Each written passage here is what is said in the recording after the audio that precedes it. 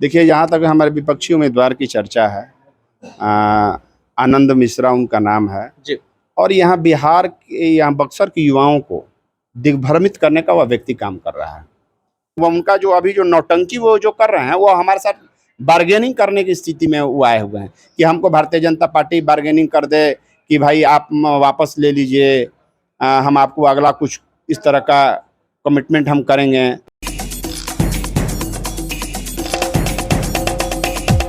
लोकसभा चुनावों की कवायद शुरू हो चुकी है और अब की बार 400 पार के नारे के साथ उतरी भारतीय जनता पार्टी अपने पूरे दमखम के साथ चुनावी समर में है।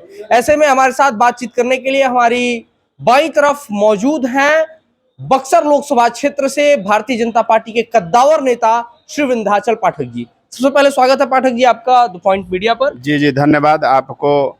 इस लोकतंत्र के महापर्व पर, बक्सर विश्वामित्र की धरती पर आपको पूरे यहाँ के जनता जनार्दन से आपका हार्दिक अभिनंदन और स्वागत मैं करता हूँ।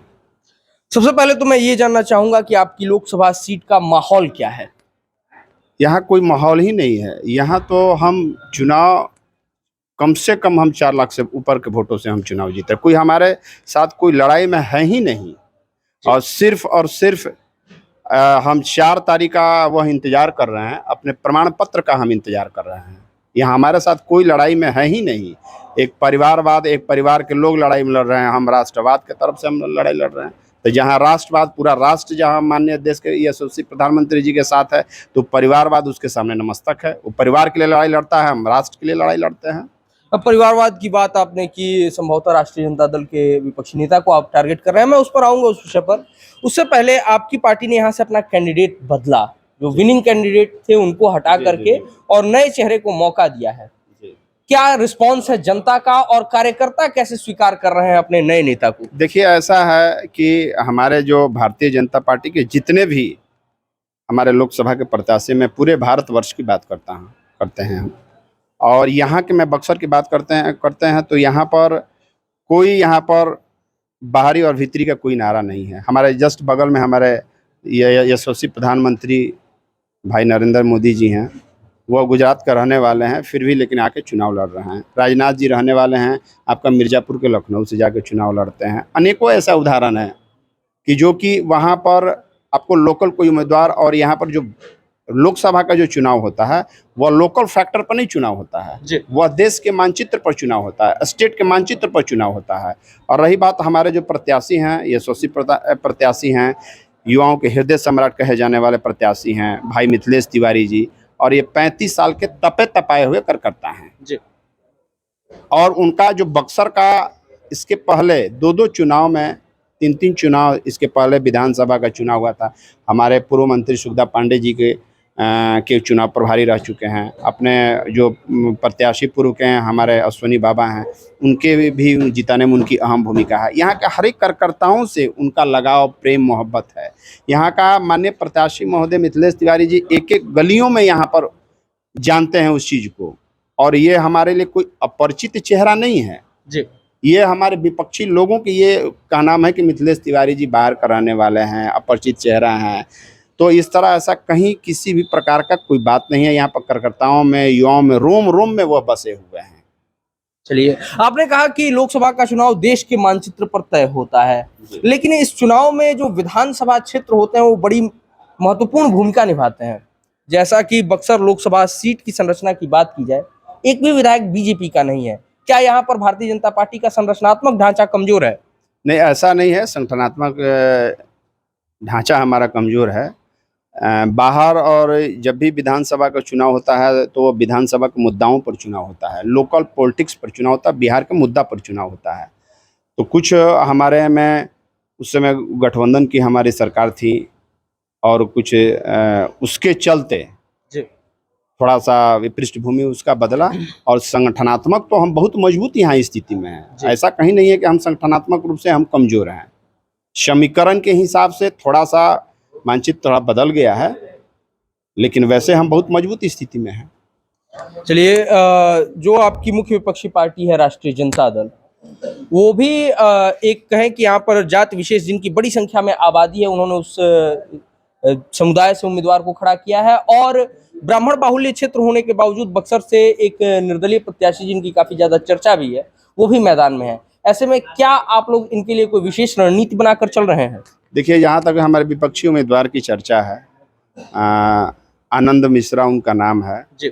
और यहाँ बिहार के, यहाँ बक्सर के युवाओं को दिग्भ्रमित करने का वह व्यक्ति काम कर रहा है। वह शुरू से वह आदमी कलकत्ता में पढ़ाई लिखाई शिक्षा दीक्षा उन्होंने किया और शिक्षा दीक्षा करने के बाद फिर उनके आसाम में नौकरी करने चले गए। उनका यहाँ पर बक्सर और भोजपुर के रहने वाले जितने भी लोग हैं उनसे कहीं भी किसी प्रकार का कोई संवाद ही नहीं हुआ है। ये इधर तो 5 महीना से लॉन्च किए हैं मार्केट में और युवाओं को दिग्भ्रमित करने का काम कर रहे हैं। युवाओं को उनका सिर्फ और सिर्फ काम है दिग्भ्रमित करने का काम कर। युवाओं के बीच में जाते हैं तो मोटरसाइकिल कैसे ट्रेनिंग दिया जाता है उसको चलाते हैं। अरे यहाँ पर राष्ट्र का यहाँ पर चुनाव हो रहा है, राष्ट्र को मजबूत करने के लिए चुनाव हो रहा है, न कि एक मोटरसाइकिल चलाने के लिए यहाँ पर चुनाव हो रहा है। तो युवाओं को दिग्भ्रमित करने का पूरी तरह से वह काम कर रहे हैं। लेकिन यहाँ पर कोई भी जनता उनकी इस चीज़ को बहकावे में नहीं आने वाली है, ये एकदम आप समझ लीजिए। कोई बहकावे में नहीं है। मतदाता अपना मत देने के लिए दृढ़ निश्चय कर लिए हैं, दिमाग में और दिल में बैठा लिए हैं कि हम देश के लिए चुनाव जो हमारे प्रत्याशी हैं भाई मिथिलेश तिवारी जी, उनके पक्ष में मतदान करेंगे। और वो तो हमको लग रहा है कि 1,500-2 हज़ार के आप वोट में आते आते सब सिमट जाएंगे और वो हमारे साथ बार्गेनिंग, वो उनका जो अभी जो नौटंकी वो जो कर रहे हैं वो हमारे साथ बार्गेनिंग करने की स्थिति में वो आए हुए हैं कि हमको भारतीय जनता पार्टी बार्गेनिंग कर दे कि भाई आप वापस ले लीजिए, हम आपको अगला कुछ इस तरह का कमिटमेंट हम करेंगे। तो वहीं इस तरह का बात के लेकर वो इस तरह के दिग्भ्रमित करने का काम कर रहा है।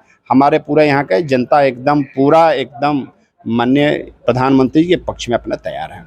रही बात आपको राष्ट्रीय जनता दल के, तो परिवार के लिए चुनाव लड़ता है। यहाँ पर पहले सांसद 2 बार चुनाव लड़े तो उनके पिताजी 1 बार सांसद जीते थे। अब MLC का भी टिकट उन्हीं को चाहिए, उसके बाद लोकसभा विधानसभा का भी टिकट उन्हीं को चाहिए। तो ये पूरा सिस्टम जो इस पार्टी जिस दल से आते हैं उनका शिक्षा दीक्षा भी उसी तरह का है। लालू जी अपने परिवार के लिए काम करते हैं तो वह ठीक वो राष्ट्रीय जनता दल के प्रदेश के अध्यक्ष हैं, तो वह भी उसी धारा पर चलते आ रहे हैं कि हमारे बाद हमारा बेटा, बेटा के बाद हमारा पोता, यही उनका सिस्टम, उनका आधार है।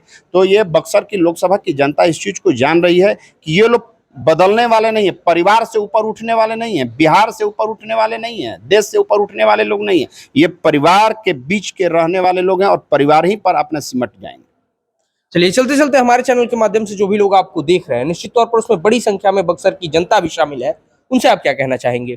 मैं यहाँ के बक्सर के यही अपने जनता जनार्दन भाई से मैं विशेष रूप से मेरा विनम्र आग्रह रहेगा कि आप अपना मत इस देश हित में, राष्ट्र हित में 400 पार माने इस देश के प्रधानमंत्री जी के लिए अपना बहुमूल्य मत आप दें। राष्ट्रवाद की उससे जीत होगी, परिवारवाद की हार होगी। इसलिए अपना जितना भी मत है, अगल बगल जितने भी रिलेशन के लोग हैं, जातिगत समीकरण से हटकर राष्ट्र का चिंता करके आप उनके पक्ष में मतदान करें। चलिए, हमसे जुड़ने के लिए बहुत बहुत धन्यवाद।